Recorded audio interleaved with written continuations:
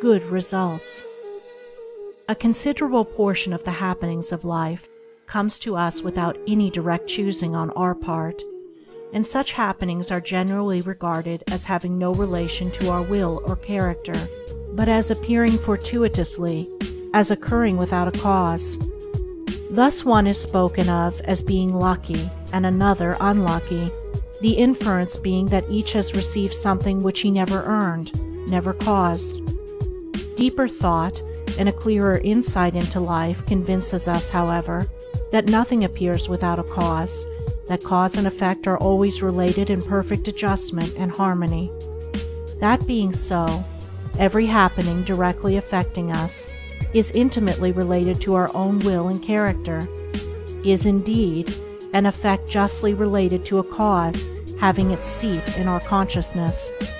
In a word, involuntary happenings of life are the results of our own thoughts and deeds.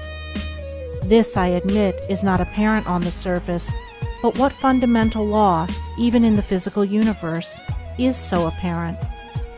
If thought, investigation, and experiment are necessary to the discovery of the principles which relate one material atom to another, even so are they imperative to the perception and understanding of the mode of action which relate one mental condition to another, and such modes, such laws, are known by the right doer, by him who has acquired an understanding mind by the practice of true actions.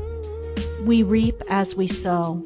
Those things which come to us, though not by our own choosing, are by our own causing. The drunkard did not choose the delirium tremens or insanity which overtook him, but he caused it by his own deeds. In this case the law is plain to all minds, but where it is not so plain, it is none the less true. Within ourselves is the deep-seated cause of all our sufferings, the spring of all our joys. Alter the inner world of thoughts, and the other world of events will cease to bring you sorrow. Make the heart pure, and to you all things will be pure, all occurrences happy and in true order. Within yourselves deliverance must be sought. Each man his prison makes. Each hath such lordship as the loftiest ones. Nay, for with powers above, around, below, as with all flesh and whatsoever lives, act maketh joy or woe.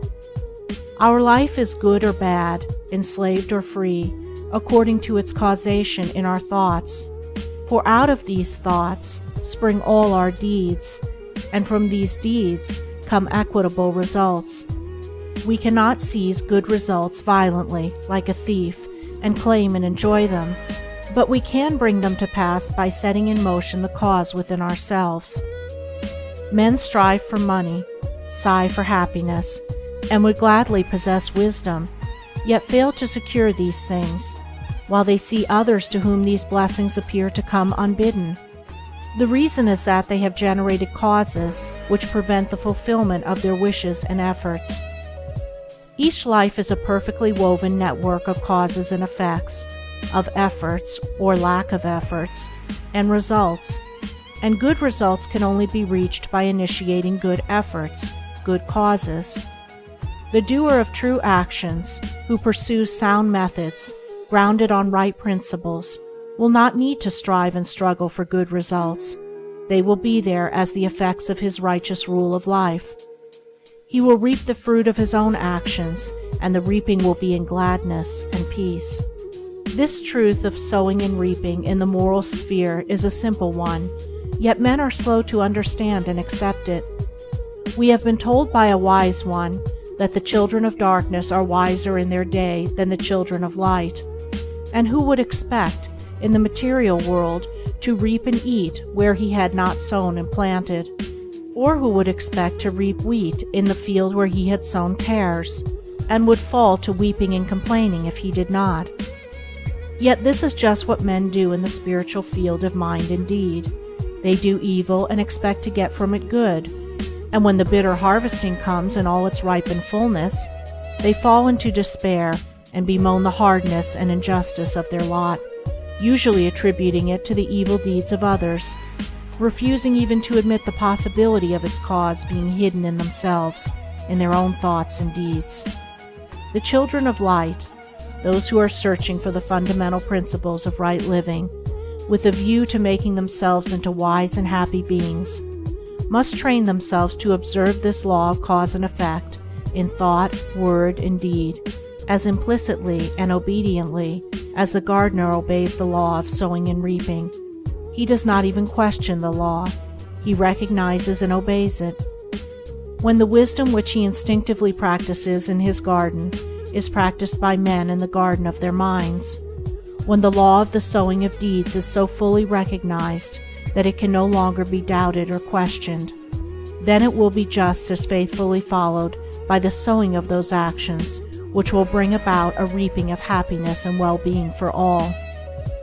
As the children of matter obey the laws of matter, so let the children of spirit obey the laws of spirit, for the law of matter and the law of spirit are one, but they are two aspects of one thing, the outworking of one principle in opposite directions. If we observe right principles or causes, wrong effects cannot possibly accrue. If we pursue sound methods, no shoddy thread can find its way into our web of life, no rotten brick enter into the building of our character to render it insecure. And if we do true actions, what but good results can come to pass? For to say that good causes can produce bad effects is to say that nettles can be reaped from a sowing of corn.